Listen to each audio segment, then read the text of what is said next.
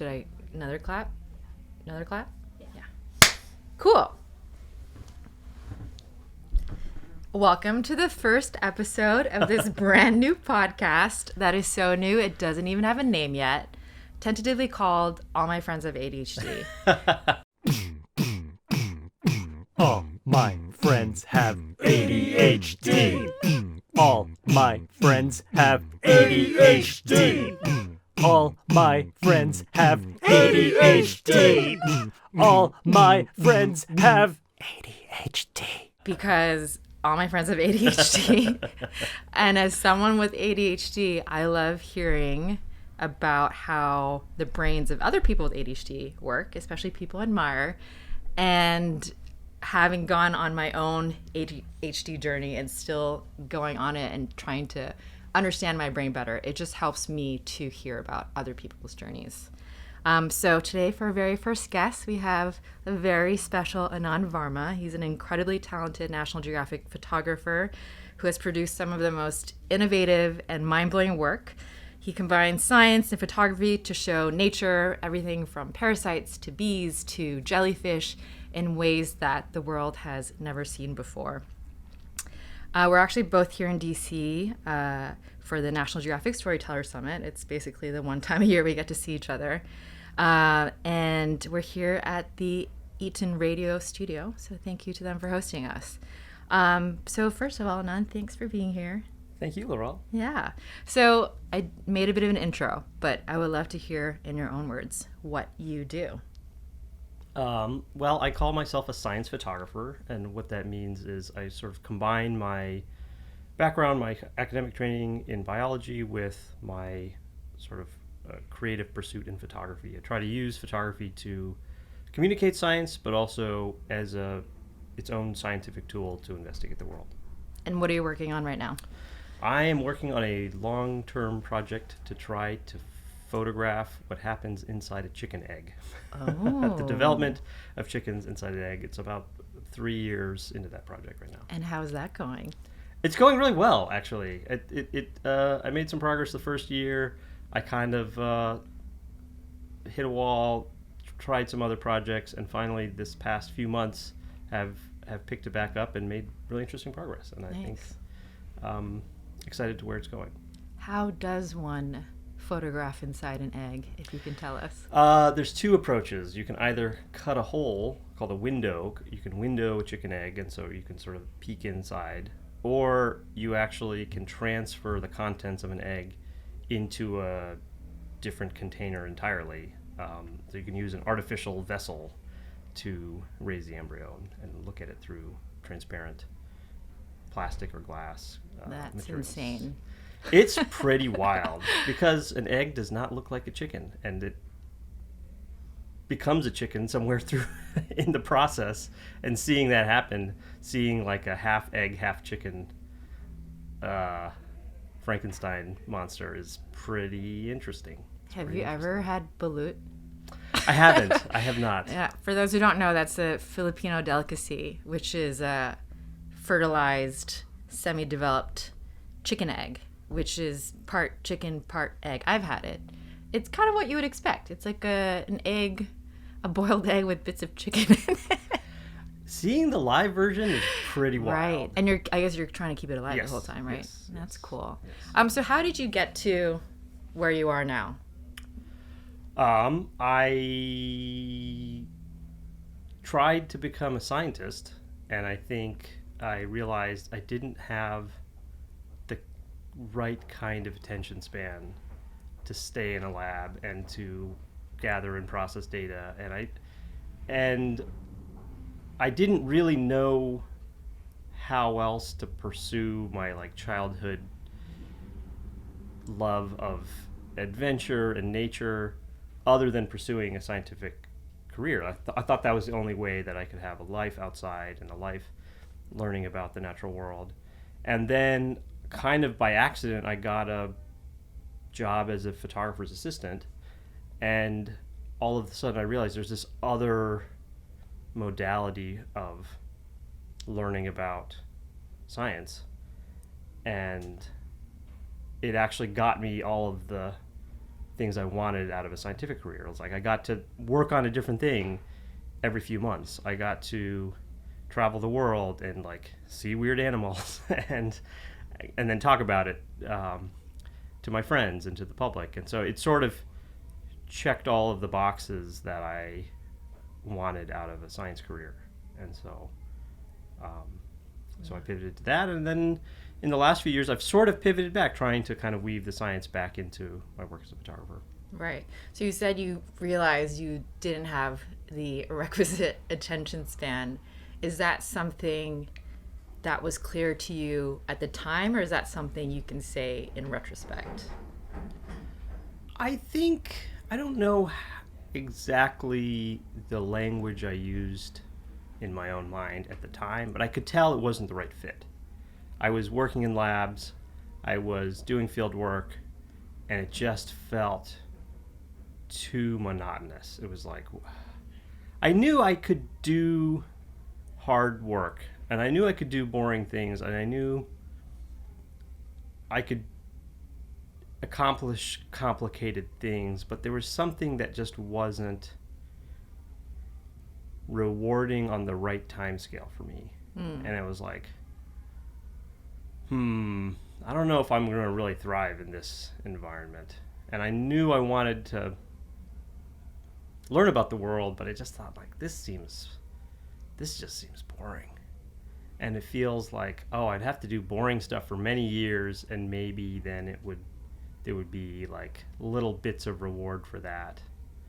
But I was starting to question, like, I don't know if this is right for me. I couldn't put my finger on exactly what that was. And I knew that I could really focus on something that was interesting to me, but I could tell it was going to be a gamble to really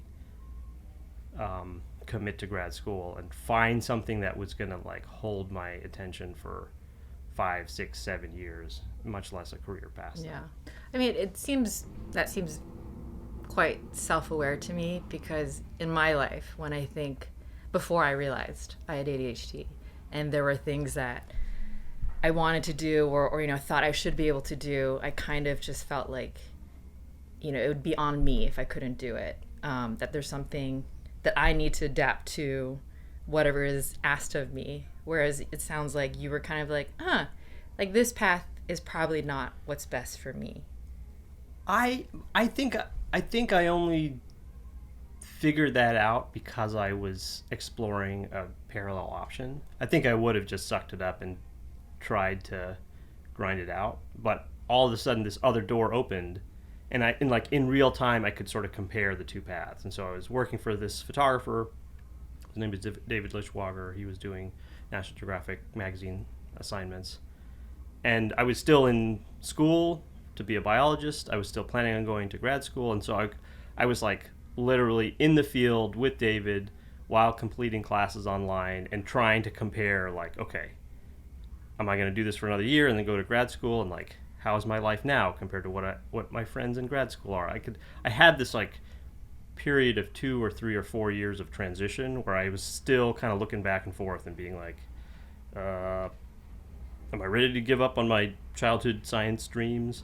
Do I know what I'm doing as a photographer? Like, I didn't.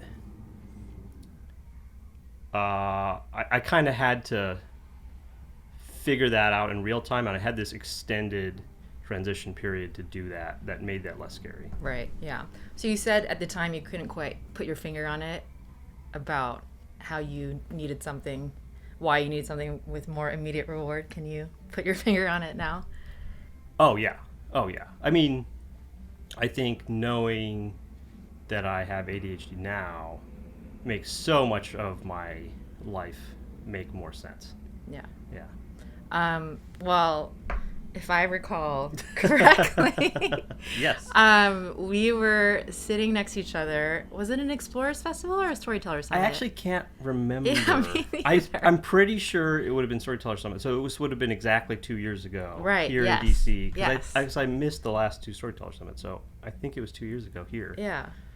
Well, I saw you in LA. So yeah, we sat next to each other at dinner. And I think, so 2 years ago, that would have been about 2-3 years into my own ADHD diagnosis. And pretty soon after I really started personally taking medication every day. And we were just talking, we were like seated next to each other Yep. at a fancy dinner, right? And I don't know, I think I just sort of, do you remember how the conversation I don't, actually. Of course. I feel like I kind of just, being in the midst of my own journey and then hearing about maybe what you were going through or your own journey, and kind of also for me, like probably projecting a lot. Like I was just like, it wouldn't surprise me if you had ADHD too.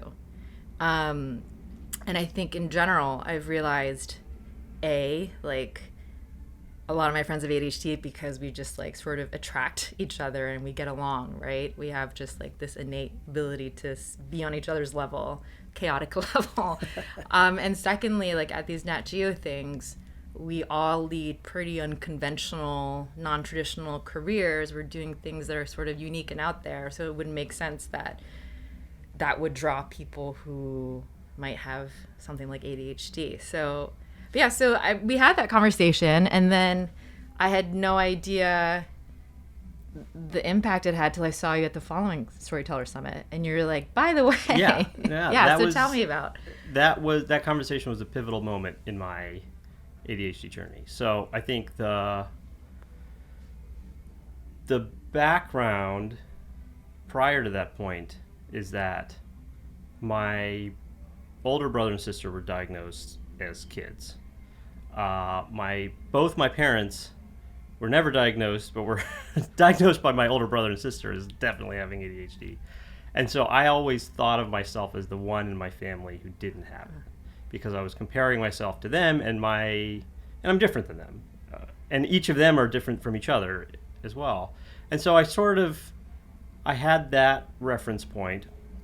And then throughout, starting in high school, I sort of developed a certain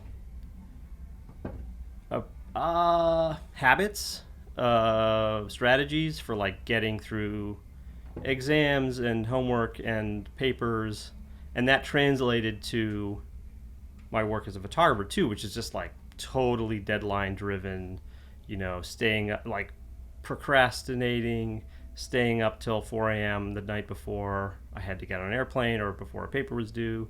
And I kind of, I just thought that was like, everybody jokes around about, waiting to the last minute. And there's like the one person who does their work 2 weeks in advance. Those seemed like the weird people, and the normal people stay up all night. But there was a certain point, this is, 6-7 years into my career as a photographer, where I started to recognize this is a hard way to work and a hard way to live, and a kind of unsustainable to just like put on the afterburners for not just a day or two, but like sometimes weeks where you're in deadline mode. And I think that was 2023. This would have been after my jellyfish project, where like that was the first time like I sent myself to the hospital by like stressing too much and being in deadline mode for too long of a time, and my heart was starting to do weird things, and I was like, I think I'm getting ill. And the doctor's like, no, you actually just need to sleep. I thought, okay, whatever my high school final exam strategy, that's not working as a 35-year-old anymore. Yeah. I need other strategies. And I was starting to recognize that my inability to manage my own attention was the biggest source of stress. So I'm like, okay, I can recognize I got to figure out better ways of managing my focus. And it's certainly not ADHD, because everybody in my family has it, and I don't, because I'm not like them. And that was the background to then talking to you, who you're like, this is the best thing that's ever happened to me. This is like, I'm late to everything, and I feel terrible about myself until I manage this, and now I feel great. And I'm like, whoa, what? Interesting. And so then, okay, that was the background, this conversation, and then looking forward, I knew that I had to manage this better just to get work done with less stress. But I also knew I was going to start a family soon. And I just thought, there's just no way that I can be both a dad and a photographer. I'm going to do one of those and I'm going to hyper focus on it, and everything else is going to fall away.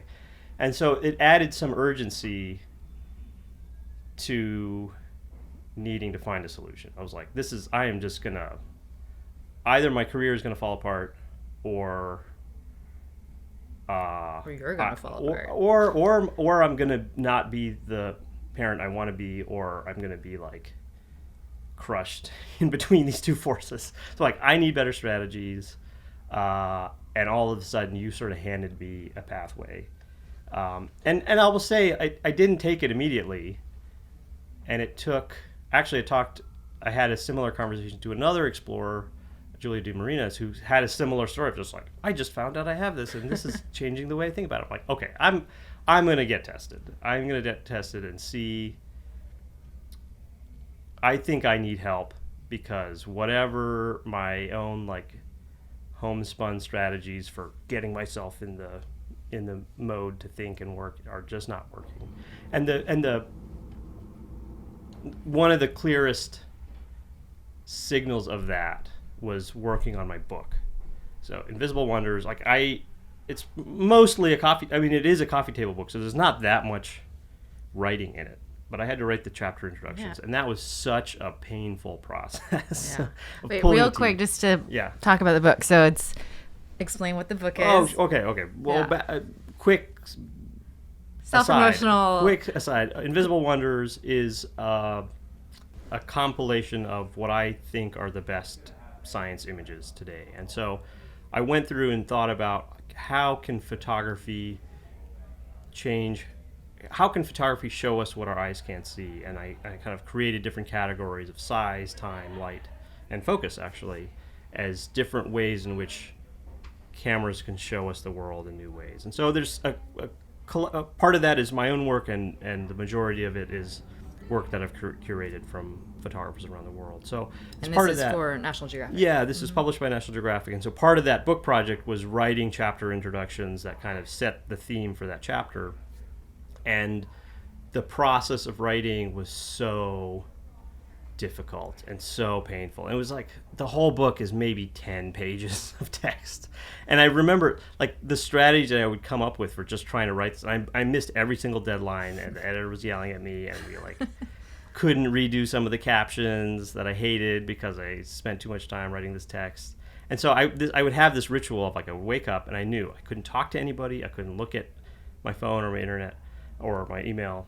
And so I would go into my garage with a book, or just a different book, and I would spend 2 hours reading, and then I would set that aside, and I would pull out my laptop, and I would get an hour-ish of work done, maybe. If anything deviated, if I ran into, I lived with 6 housemates at the time, so if I ran into someone in the kitchen, my day was trashed. No, not even worth trying to write. If I cheated and checked my texts or my email, the day was done. So it just felt like such a rigid thing. And then if I picked a book that was too interesting, then I would just spend the whole day reading. And so it was like, this is ridiculous. Like I get, writer's block and what, everybody complains about writing, but I just thought, this is stupid. I'm spending a whole day to get an hour's worth of focused work done. Like I can't afford to keep doing this when I have a kid, when I have other things I want to get done in the day. This is so inefficient. This is so not fun. And so I had all of these signals. I had like, okay, your brain is not working the way you want it to, and it needs to get better soon. And here are these people who have found pathways that are helpful for them. So that was kind of the background to wanting to get tested. Yeah. And meanwhile, like in that moment, I asked my parents, like, "Do you think I have ADHD?" And they both laughed in my face. And it kind of hurt. I was like, I guess this is not something I can talk to you about because you wait, don't take because this they didn't think that you had it? Yeah. Really? Like, no. And they both have it. Do they think they have it? I don't know. I mean, no doctor has diagnosed them. They grew up in India. Like nobody's testing people in the 70s in India for ADHD. So, I don't think they would deny it. But they were comparing me to my siblings, and I think they're also stuck in this mindset of what our understanding of this was in the 80s and 90s, back when like ADD was a different thing than ADHD, and like they thought it was sort of this like childhood behavioral syndrome, and I think our understanding of ADHD and so your siblings neurobiology of it is changed quite a bit right. in the last few decades. And so your siblings are much more like typical ADHD? Like how are you different? Like typical in what used to be thought of as ADD, like right. the distraction, right? More so than hyperactive. None of us are hyperactive, but difficulty focusing in school and being late and disorganized and things like that. And you were not those things, they thought. Not in school. Yeah. I don't remember, but I mean, I went to Montessori school. We didn't have like structure. We didn't have homework. We didn't have structure. Right. So it was like, I don't know how you. Anyway, so they were definitely not supportive of which is of quite, this journey. Like, hurtful, right? Yeah, like it kind of sucked because it's something I would want to talk to them about. Yeah. And even my sister was kind of like, I think her line was like, "If you have ADHD, we're all screwed." I was like, okay, I guess this is not something I will talk about with my family. Which is really hard when you're outwardly accomplished, right? Like when on paper, like this coffee table book that you're talking about, it's a beautiful, incredible tome of photography that's published by Nat Geo, and it's like such a work, but then to hear about your process, right? Like the slog that it was. Like I feel like people often think that you can't be high achieving and have ADHD when obviously that's not the case. Right. And it's a complicated condition. I think it manifests differently in everyone, and it's kind of a weird. I mean, knowing how different I am from my sister and how similar I am, it's just like a weird thing to claim in some way. Yeah. Like I can't pretend to speak on behalf of everyone who has ADHD. I can, but like having an official diagnosis from a psychiatrist feels like it gives me some sense of confidence in relating to the condition as well. It's not something that I felt like I needed that to just have confidence in that label or that identity, because it's a thing that's very easy to self-diagnose, or it's like a way that you can kind of excuse for sure. And it kind of has like a weird place in like pop culture, right? Especially today, like, right? Where it's kind of which is not entirely unfounded, but it's like an easy thing to throw around for sure. And so I don't think I would have taken it seriously myself without having some external bit of validation, even if the diagnosis is a little squishy. Right. So can you talk about the diagnosis process and what that changed for you? Sure. So for me, that was going to my doctor and kind of saying, hey, I'm having challenges with attention. Are there ways that I can be evaluated? And that was a referral to a psychiatrist. The evaluation is a little silly. I mean, it's an interview with a psychiatrist where they ask you about what you're currently struggling with, what you've historically struggled with. It's a questionnaire that you fill out and that someone close to you fills out. And then there's this, in my case, there was this kind of funny, like, online assessment where it like flashes numbers at you over half an hour and you're supposed to respond to them. So I came away from that feeling like you could cheat on this test very easily in either direction. If you needed to prove to someone that I do not have ADHD, you could just fill out the form being like, I'm perfect in all of these ways. And you would just tell the psychiatrist, I have no problems. I don't exactly know how you'd cheat this test, but get someone else to take it. I don't know. And you could very easily be like, I want some Ritalin. I'm going to like... Yeah. So I kind of had to kind of be like, what do I want out of this? I want to understand my brain. And so I don't really want the drugs. I would hope that I don't have to rely on that. I was a little scared about that process. But I was like, I want accurate information, and so I'm going to try to fill this out as accurately as I can.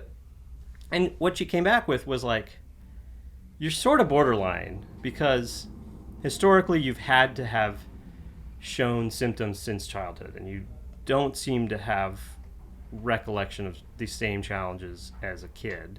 So that's weird. And I think she said, like, your answers on the survey put you right on the cusp, and then your performance on this test pushes you, like, way into ADHD mode. Interesting. And so she's like, ultimately, this is kind of just a judgment call. Right. And it sounds like you're struggling with some things, so I'm going to diagnose you so that you can have help. So even it wasn't that, like, concrete of just like, yeah, you were 99% screwed. It was just like, yeah, here's a diagnosis. I'm like, all right, I'll take that, and I'm going to use that as a lens to try to It's like a pursue, hypothesis, right? Yeah, pursue. Okay, this is now a thing I can filter. Like, let me read some ADHD books. Let me read, like, listen to ADHD podcasts. Let me see if that relates to me, and, like, does that surface some new strategies that will help? Yeah. Which I would say it did. Yeah. I mean, I think the thing about, you know, you obviously liked school, right? You wanted to go into academia, and you're smart, obviously. So I think sometimes if they look back at your history, it's like, well, you did well in school, right? Or you were interested, and therefore you actually put in the work. Therefore you can't have it. And I feel like that's also a way in which a lot of people don't get misdiagnosed. Exactly. So what changed from then on? Okay, so I started with medication, which I think was like a slow-acting Ritalin.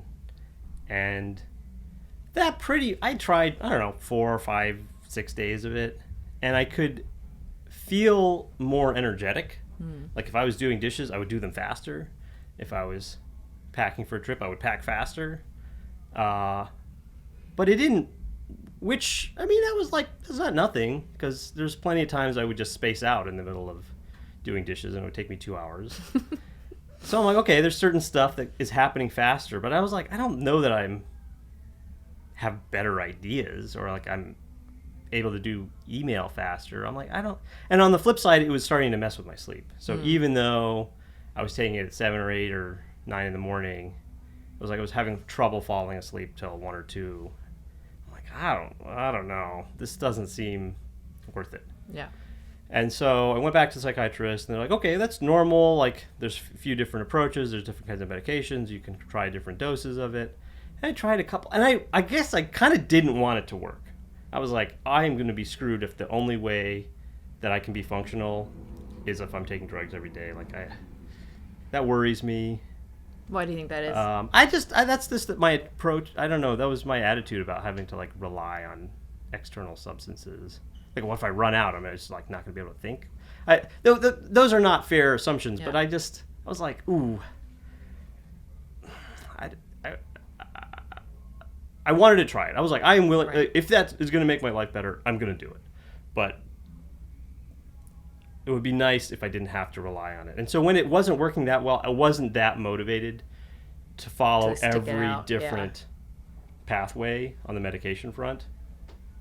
And so I asked her too. I was like, well, are there other resources you would recommend for me to try to understand this? Because I know there's different pathways for managing this. There's like medication, and there's sort of, I don't know, lifestyle. I don't know where to put all the other behavioral changes. I just thought, okay, the medication isn't immediately a magic bullet. There's maybe potential here that I haven't explored, but let me try to explore the other side of things, see how far I can get, and if I come up short, I'll like revisit the medication approach. In the meantime, like, give us context for your life, because you're always up to really interesting things. Like, what are you working on? What deadlines are you facing? Like, when you're figuring all this out. Where is that? That's almost 2 years ago. I just passed the first big chicken deadline of like producing the first draft of this. That was part of a show and part of an exhibit. Finished the book. So I'm in this kind of gap between major work projects. Okay. I'm about to get married. Right. There's no plan for Were you working kids on yet, the Wonder Lab at the time? Yeah, setting up my lab. And so can you explain that real quick? Oh, sure. So I run a sort of science photography studio in Berkeley called Wonder Lab. It's a hybrid biology lab, photography studio, and classroom. And that kind of came out of my career as a National Geographic photographer, where I wanted to continue photography, but I wanted to figure out how to remix my love of science and my desire to share my learnings with the world. And so that it's a place where science, photography, and education don't have to live in separate silos. And so again, I think that is very much a manifestation of my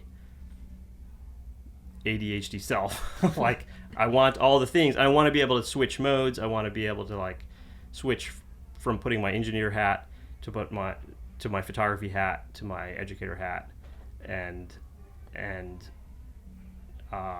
do that in a way that's seamless to be able to stimulate different parts of my brain. For and sure. So like, I think Yeah. that is very much a manifestation of my ADHD self. Yeah. But it also meant I had this period of like time where I could focus on myself, and I could focus on understanding my brain and like testing strategies. I had time and space in my life to pursue this and read and like run little experiments on myself. And that was like my project, you know. I wasn't really taking pictures. I wasn't really focused on anything else other than understanding my own brain and body. And it was kind of in preparation for becoming a dad. I was like, I need to like level up. And how did that go? What did you find out? It went really well, actually. So I asked the psychiatrist, I was like, okay, are there other resources? And she pointed me to a couple of podcasts and a couple of books, and I'm forgetting the books, so they weren't that useful. The first most useful resource was the Huberman Lab podcast, which I bring up with some reservations because honestly, it was probably life-changing. And there was a minute where he was a real role model as a science communicator. Kind of turns out he's probably a jerk. And so that makes me recommend his podcast with some reservations for his sort of personal but I mean, life, which is but what it helped you. It really did. It really did. So I sort of searched through his archive of episodes that talk about attention and ADHD, and he does a really good job of explaining the sort of neurological mechanisms of attention and ADHD in particular. And that paired with, I think there's another podcast called the Attitude podcast, ADD. And there was a book called How to ADHD. And so those all kind of gave me a starting point Right. for like having a mental model of what is happening in my brain. Right. And that has really helped me try to then develop strategies to counteract those mechanisms. Right. So what is your mental model of your brain? And I don't remember if it's Huberman or one of his guests or one of these other side threads who described the executive function of your brain. So this is like the part of your forebrain that's the sort of orchestra conductor of telling the rest of your brain, you know, when to fire, when to turn on, when to turn off, and how ADHD is essentially a disruption of that executive function's ability. And so the most helpful comparison was thinking about an engine transmission.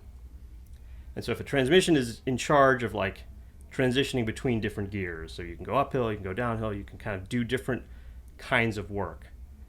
The executive function is a transmission, and the transmission fluid is dopamine. And so if you've ever driven a car with failing transmission, what you'll notice is it's very hard to switch gears. Like you'll stomp on the gas and you won't shift gears. Or sometimes the gears will slip when you don't want them to. Like, oh, that totally makes sense. You can just like slip into second gear and you become hyper focused on a thing, and you are just in that lane for the next 48 hours. And that can be good, but it could be bad if you're like supposed to be writing a book, but instead you're like researching tomato plants for 36 hours or whatever it is. And at the same time, the other slippage is a problem too, when you're like, okay, I'm trying to work, but every little thing is like pulling my attention. And so I'm like, okay, that is a model that makes sense to me. And the dopamine part of that was also interesting too. Dopamine is a complicated thing. I'm not a neuroscientist. I'm going to get this incomplete or wrong, but recognizing like, oh, if you do a thing that like squirt some extra dopamine in the right place, then all of a sudden your executive function works a little bit better. And so that has been a helpful thing to think about, like, okay, what are things that can help me up my dopamine at the right moments? And that's kind of been one of the foundations for my strategies for managing. So what's your understanding of dopamine? Well, so I mean, we think of dopamine as this like happiness thing of like, oh yeah, I get dopamine is a reward, and I think it does that, but I think it has this other function of being this like messenger lubricant kind of thing. Like you need enough in the right place for this conductor to smoothly transition between motor circuits and working memory and like all the different functions of your brain. So managing dopamine is like one of those things I think about. So as I describe my sort of strategies, it'll come up as how I think a certain strategy works is because of some dopamine. Right. So tell us about your strategy. Okay. Yeah. I can't wait to tell you about my strategies. I have 5 pillars of my approach to managing ADHD. Ooh, Anand's 5 ADHD management pillars. Yes. Sleep, movement, mornings, monotasking, and mood. So not all of those words are like the most accurate, but I was on a roll with the M's, so we'll go with it. So the first one, well, and each of those has been the like main thing at some point in the last 2 years, and then it's sort of fallen into like more like a bucket of tools. But sleep was the first big one, where I was describing to someone sort of, I mean, along this journey, it wasn't just ADHD. There were like other things in my health and life that I was trying to manage and improve, and like preparation for being a dad. And so I was describing to someone like, yeah, I was just diagnosed with ADHD, recently had a sleep apnea diagnosis, which happened years ago, and it's kind of mild. And they're like, oh, you know those things can be related, right? I was like, what? Like, yeah. People with sleep apnea are often misdiagnosed as ADHD because sleep deprivation can manifest itself. It like messes sense, right? your executive function. Abilities So it can express itself as the same thing. It's not that one causes the other. Right. Yeah. But that the symptoms can be kind of very similar. I thought, wait a minute. It's kind of crazy how like so much of our information about ADHD is just like through conversations, right? Like it's just like, wait, why didn't somebody tell me that? Exactly. Yeah. So that was the first step, is like going back to the doctor and being like, I actually want to manage my sleep apnea more aggressively. Like none of this nose strip, whatever. So like, give me a CPAP machine. Yeah. And so that Strap was like a whole 6 months of extra tests and getting adjusted to that. But that in itself was life-changing. It was like, whoa, I now feel like I have 10 to 20% more life. Amazing. It's like I sleep at 6 to 7 hours, I feel more rested than 9 hours. Wow. And you're sleeping with a CPAP machine? So CPAP, which is its own giant pain. Totally. And it's like, it wakes me up because it's like I was in a shoot adjusting it all this time. In Myanmar recently, and my producer will bring his CPAP machine. We were in rebel-held territory, and he brought his CPAP machine with like a huge power bank because we were in an area with no power. But it's that important to him. Yeah, otherwise you can't sleep. I can't go back. I can't go back. Yeah. So sleep has been a really big one, and so CPAP is part of it. It's also just like trying to get to bed more on a regular schedule, and like having a white noise machine and dark bedroom and light exposure in the morning. There's other little things that help that I'm not that consistent with, but CPAP is a night and day difference. And I can tell when I don't have a good night of sleep, it's totally, there's just certain tasks I'm not going to be able to do, like email, creative work. I can go to my lab and I can answer questions. I can get on Zoom and just like be a Zoom zombie, but like I'm not going to be coming up with like interesting ideas that day. So that feels like it doesn't magically cure everything, but that's like the foundation for sure. requirement. Movement was the second one, where I was just, because I had this sort of period of not a lot of stress and not a lot of deadlines, I could kind of play with my day. And I thought, okay, normally I'm only ever going to go on a run if my wife Jody is back from school and like wants to go on a run, or I can go on a bike ride if my friend's free to go biking. Like, I wasn't ever a very consistent exerciser for my own benefit. I would do it as a social thing. One day I just decided, what if I go on a bike ride first thing in the morning? Like, how does that affect my day? And I did that, and it felt way more effective than the Ritalin had. I was like, whoa, I am like a superhuman. I could just do all the things I'm trying to do. I thought, whoa, what is happening? And then the next day I was using my housemate's rowing machine. I'm like, I'm going to exercise again. I did the rowing machine. Nothing. I was just like, no, I feel like I came off worse than So it was the when I specific started. type of exercise. Yeah. Too. So then one of these podcasts mentioned a book called Spark, which is about the benefits of exercise to mental health. One chapter is about ADHD, and that clarified so much, because it was not just about like getting your heart rate up. It's not about like the effort.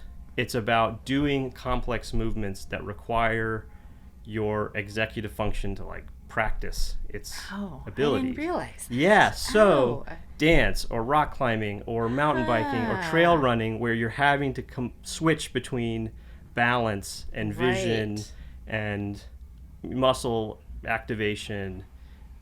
Like, you're basically like exercising your executive function in a way that a rowing machine, you don't you can sort of zone out. Oh God, it's and the I was worst. like watching It's nature videos. Yeah. I'm like, no, this is actually enhancing my distractibility. Whereas a trail run or a bike ride outside really had those benefits. Yeah. And so all of a sudden I'm like, I'm getting up and working out every morning. And that was the next big level up. Now, that sort of bleeds into my third pillar of mornings, of just like recognizing how I start my day really affects how the rest of it will go. Like, if I get up and turn over and like check my email on my phone, my day is trashed. I could have great sleep. Totally. I could like work out for whatever, go on a long run at 6 p.m. that day, or even right after looking at my phone, and it's like I'm on the wrong trajectory. And the only thing that will pull me back is a major deadline and like some other huge stressor, which if you have that deadline, you don't need to sleep. You don't need any of these strategies, because you have like adrenaline of the pressure of of external shame and judgment of existential destruction to keep you going. But when you don't have that, then like you need all of these other Which is pieces. hard, because so many of us, right, we're working on these long-term independent projects where no one's really checking in on us. Yeah. And you're just kind of out there doing your own thing. And if you're not able to give yourself that structure, you can be screwed. Yeah. And you don't take your own, I don't take artificial deadlines seriously. I'm not going to just be like, I should get that done by Friday. Totally. I'm like, Those are fake. Are you kidding me? Those are fake. I know I can, nothing's going to happen. So those didn't work. So the morning thing, I'm recognizing, okay, I got to start my morning right. And okay, so my next, after Huberman, the most useful writer and resource was Cal Newport.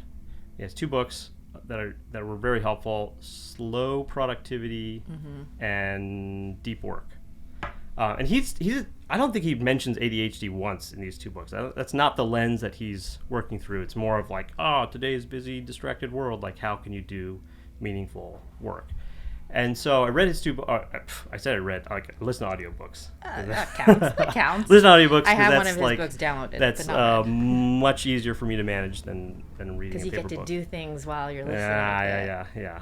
Anyway, so those books were so helpful, and one of the strategies I took from them was this time block planning. Like, how you start your day by kind of just like thinking about what you're going to do at every hour. I have never. This is now something I do almost every day, and I have never once actually followed the plan that I set for myself. But it didn't matter. What's so helpful about it is that you have a pen and a paper at the first thing in the morning. And what's not actually helpful is thinking about time or making intention of how you're going to set the day. It's literally just having a pen and paper, so that when a random idea comes, I'm already writing and I can write it down. And so I found myself essentially becoming a journaler because I had this like practice of starting to write something that has no consequence. Like, I literally be like breakfast, Right. 8 a.m., working out. Like, I can't mess up this Right. plan. There's no pressure to be smart or thoughtful or meaningful. It's such a minor on-ramp to get this thing done. And it's such a minor on-ramp to go from that to be like, I have this idea for this picture I Right. want to take. And like on the next page, Yeah. scribble it down. It is a And lot then- about the on-ramps, right? Like Yeah, making it yeah, easy for yeah. yourself to just take the first step. And then I noticed if I did that and then I failed to run, it was still in the same brain space. I was like, this feels like it's as good as running for giving myself a 1 or 2 or 3 hour block of like good quality focus and brain space. Yes. And then I came across an article, it was on NPR, about how handwriting is like one of the most complex physical tasks we do. It's like, so it's Makes doing sense. the same thing Right. of like exercising your executive function, because Right. like getting the pressure right and all these fine motor movements, and you're accessing your working memory and you're using your vision. Yeah. And so it's like, it's not about working out at all. It's about movement. Right. And so handwriting can Yeah. be this like, I mean, for me, it's like really about stimulation, right? It's like I basically need every part of my brain to be stimulated enough, Yeah. right? Not at all times and not all parts, but like pretty much. Yeah. Like I just need so much to even get to a baseline. Yeah. Otherwise, that boredom feels like death. Yes. Okay, the fourth pillar, what do I call it? I call it monotasking. The other way of thinking about that is like device management. So figuring out how to like lower the number of choices you have to make in any one moment so you can focus on one thing at a time. And the two biggest challenges to doing that are our phones and our email account. And so the most useful thing I've done in terms of managing my devices to set myself up for monotasking instead of multitasking is taking email off my phone. Oh. Yeah. Wow. This is life-changing for me What? because it means I'm only going to check it on my laptop. And sometimes I just leave my laptop at the lab, so I have no way to check email at home. You're a And caveman. it's amazing because it means by the time I get to my laptop, whether that's at home or at the lab, I now have not checked email for 12 hours. That's insane. And it means I'm hungry for it. Ooh. Because when you think about it, if you look at every single email, like what percentage of those are actually rewarding? Are you Right. excited to read about Yeah. versus you're like, oh, So it's like Christmas this is morning boring. when you get to your Exactly. inbox. Yeah. Because if you take any group of 100 emails, there's one in there that's awesome. It's like, Right. you have money, or like, you have a new friend, or you have a new award, or something that you're just like, yeah. Whereas every other one, you're like, oh my God, Right. boring, And it's terrible, disappointment, stressful, disappointment, asking yeah. something of And me. you're on your Yeah. phone, and like, this is not an efficient way to respond. So you No. look at all these things, and you don't respond to any of them, Right. and then they're sitting in your mind, and then you sit down to write to them, and there's like 50 different options of where to start, and that's already like, I got to make a decision about who to respond to, So and I already instead, know of all now of them. it's you show up. You show up deal and with you your look at emails. it, and there's a couple of hacks. Like the easiest one, if I'm functioning pretty well, is I just scroll down so I can only see one at a time as I scroll Oh. through, and I just tackle each one. I'm like, boom, and I'm a machine. I can do more in like an hour than it used to take me like 3 days to catch Wow. up on 100 emails. I can just bang That's it out in an hour. life-changing. And you enjoy it. You're like, I love email because it's so like I'm just feel like a machine, and I'm looking at all the boring ones. You just like get out of your way immediately, and the awesome ones you can kind of revel in. And if I get behind and there's like 100 emails and the whole scrolling thing doesn't work, there's like filtering mechanisms. You can sort of filter your inbox. You can archive stuff. You can snooze things into the future, or you can filter and be like, just show me the emails of the last 24 Right. hours, and then all of a sudden you have 10 to deal with. Yeah. Because otherwise, if I'm looking at 50 emails, I'll spend all day being like, do I want to answer that one? Not really. What about this one? Emails. This one's easy. Okay. This one's going to make me think about something. And it's just terrible. And you're just blown your day, and none of it's fun. So anyway, the email thing was Right. That's big. big. Which is a big part of all of our lives, Yeah. right? Yeah. Unfortunately. Yeah. And then mood.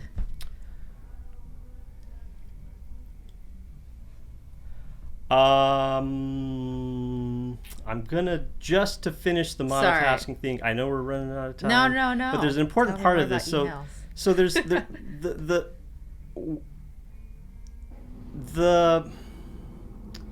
key thing I learned about my whole philosophy in managing this, I don't know what to call it, condition, this situation, is that willpower and discipline have no meaningful part of my strategy. And I think I went through so much of my life being like, oh, I gotta just be better. I just need to want it more. I need to want it more, and I need to force myself. I need to try harder. Yeah. And then recognizing, I think, again, one of these writers, podcasters, like, talked about how willpower is this finite resource. Totally. Like, you wake up with like a teaspoon of willpower every morning. You can't rely on it. And you get to decide, like, how am I going to use this tiny little resource? Am I going to use it to, like, not look at my laptop? And then it's gone. And then the next time you walk by your laptop, you're like, I'm going to check my email. So I'm like, oh, this is not a reliable strategy. And discipline, for me at least, has no place in how I manage my life. Like, this is not about, oh, I need to do this every morning. I need to get up and work out and spend time on a journal. And, like, that's never worked for me. I've been able to stick with it for 1 or 2 or 3 days or weeks. If you're like, if you're really stressed or if you're really motivated out of some, like, horrible experience, you can force yourself to do it, but it's never sustainable. Totally. And so I think about it instead as an approach from approaching it through, like, experimentation and curiosity. Like, I wonder what happens if I go on a bike ride in the morning. Like, I wonder what happens if I try to, like, this time block planning. Like, I wonder what happens. And then the thing that works, like, reinforces itself. And so as I think about how do I set up my day to monotask, then it's about not like, ooh, I need to make a commitment in the morning to monotask. It's more like, how do I set up my physical environment for me to succeed? Right. And that means, like, it can be as simple as, like, putting a jacket over my laptop. So when I come down from my bedroom in the morning, I don't see it. Yeah. And if I don't see it... treat yourself like a lab animal. Yeah. Oh, totally. Yeah. And it's working. So it's totally working. Yeah. Okay, so the last bit of it, mood, I mean, I think this is in some ways the least important strategy. It's like the last little tricks in the toolbox. And going back to that sort of model of you need a little squirt of dopamine sometimes to, like, get the gears moving. So all of these things, the sleep, the movement, and the email stuff, like, that works up until about lunchtime. Like, that gets me to a few hours of good quality attention. And then it sort of falls apart in the afternoon. And so thinking about, all right, what are the things that could sort of inject a little bit of dopamine to get me through the rest of the day? This probably came from Human Lab of, like, breathing techniques and, like, cold showers and these minor stressors to your body that can kind of wake you up a bit. And cold shower doesn't really work at the lab, like, after lunch.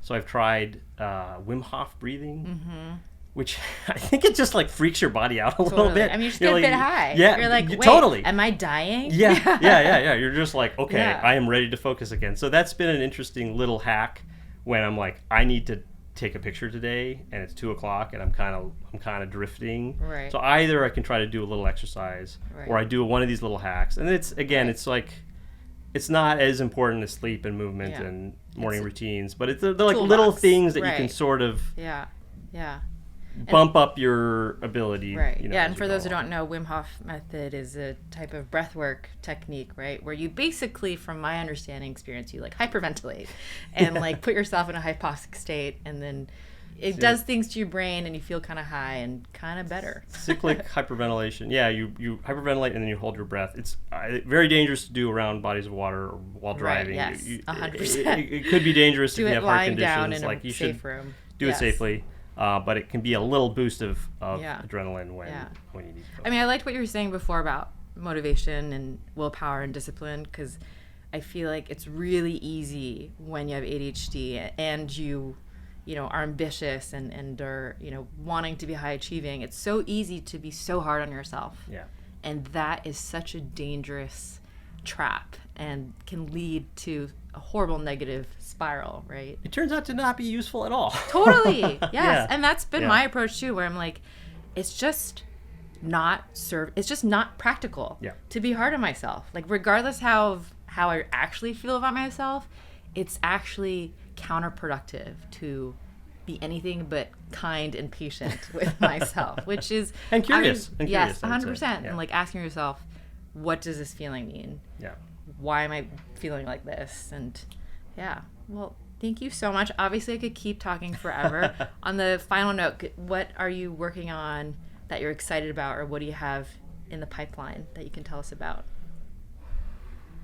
I think the next big project is a traveling exhibit that will hold this chicken project and potentially future projects on cuttlefish, trout, butterflies. I don't know exactly what all this will contain, but that's the next big thing I hope to share with the world. Yeah.